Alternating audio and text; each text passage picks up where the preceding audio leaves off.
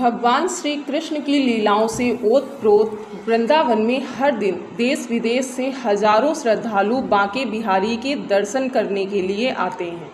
वृंदावन की तमाम गलियों में भगवान श्री कृष्ण ने लीलाएं की थी। बांके बिहारी मंदिर को लेकर लोगों के बीच में तमाम तरह की मान्यताएं प्रचलित हैं। कहते हैं कि भगवान बांके बिहारी की स्थापना उनके अनन्य भक्त स्वामी हरिदास ने की थी। उनको तानसेन का गुरु भी कहा जाता है।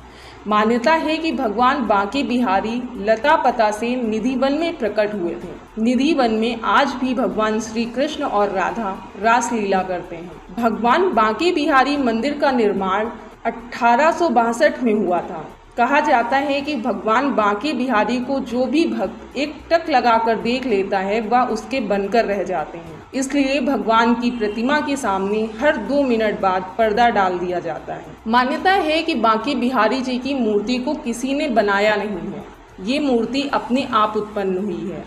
कहते हैं कि श्री हरिदास की अनन्य भक्ति से प्रसन्न होकर भगवान बिहारी वृंदावन के निधिवन में प्रकट हुए थे। बांके बिहारी मंदिर में भगवान की काले रंग की मूर्ति है। इस मूर्ति में राधा और कृष्ण दोनों की ही छवि है। इसलिए बांके बिहारी की आधी मूर्ति पर महिला और आधी मूर्ति पर पुरुष का श्रृंगार किया जाता है। यहाँ के हर मंदिर, मठ और आश्रम में भोर से 4 बजे से लेकर 5 बजे के बीच ठाकुर जी की मंगला आरती होती है।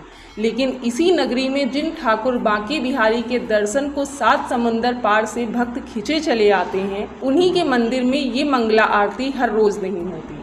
भगवान श्री कृष्ण जन्माष्टमी की रात जन्मोत्सव के दौरान महाभिषेक के बाद यहाँ पर मंगला आरती की जाती है। बांके बिहारी मंदिर में मंगला आरती साल में केवल एक बार जन्माष्टमी को ही होती है। इस दिन उनके दर्शन करना बहुत ही विशेष माना जाता है। बांके बिहारी मंदिर के सेवायत श्रीनाथ गोस्वामी अपने पूर्वजों से मिली जानकारी के आधार पर बताते हैं कि शुरुआती दौर में ठाकुर जी की मंगला आरती शुरू की गई थी, लेकिन एक दिन ठाकुर जी की पोशाक का एक टुकड़ा ही गायब हो गया।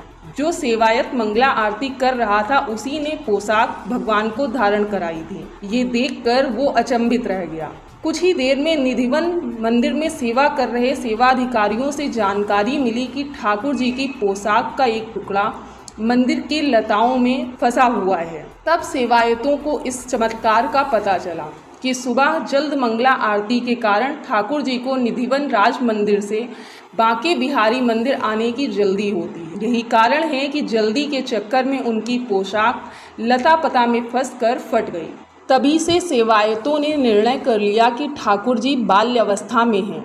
मंगला आरती से उनके विश्राम में व्यवधान होता है। ठाकुर जी की तभी से मंगला आरती नहीं की जाती है। इसीलिए बस एक दिन श्री कृष्ण जन्माष्टमी पर ठाकुर जी का रात में पंचामृत से महाभिषेक करने के बाद मंगला आरती की जाती है।